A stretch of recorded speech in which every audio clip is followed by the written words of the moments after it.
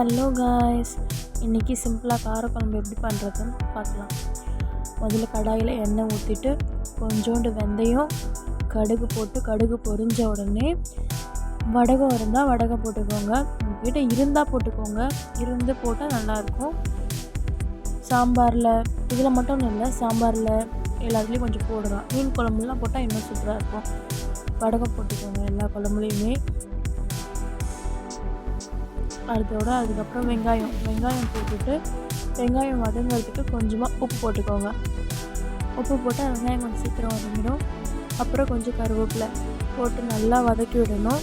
நல்லா வெங்காயம் கொஞ்சம் கோல்டன் ப்ரௌன் ஆகி வதங்கினோடனே தான் இந்த குழம்பு நல்லாயிருக்கும். வெங்காயம் தக்காளி வதங்காமல் இருந்தால் எந்த குழம்புமே நல்லா இருக்காது.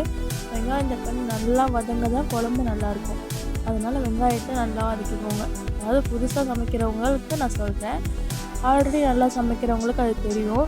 புதுசாக சமைக்கிறவங்களாக இருந்தால் வெங்காயத்தை நல்லா கோல்டன் ப்ரௌனுக்கு வதக்கிக்கோங்க.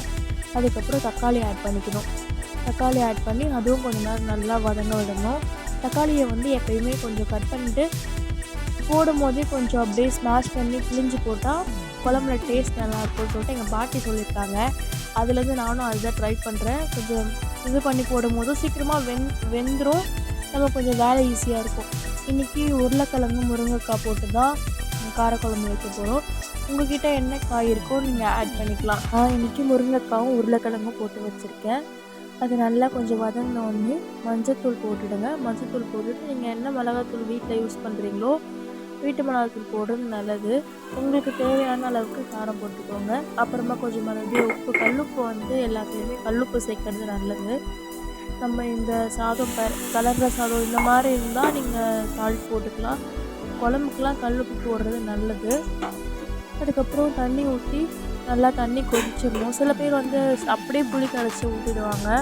அது குழம்பு கொஞ்சம் புளி ஸ்மெல் ரொம்ப அதிகமாக அடிக்கிற மாதிரி இருக்கும். நீங்கள் ஃபஸ்ட்டு மிளகாத்தூள் நல்லா கொதிச்சிடணும். கொதித்த உடனே அது கொதித்து காய் வெந்ததுக்கப்புறமா நீங்கள் புளி கரைச்சி ஊற்றி அது ஒரு கொதிக்க விட்டிங்கன்னா காரக்குழம்பு எப்பவுமே நல்லாயிருக்கும். அதுக்கப்புறம் புளி கரைச்சி ஊற்றிட்டு நல்லா கொதிக்கட்டோன்னு விட்டுறணும். கொதித்த உடனே காரக்குழம்பு ரெடி. ட்ரை பண்ணி பார்த்துட்டு கமெண்ட்டில் சொல்லுங்கள்.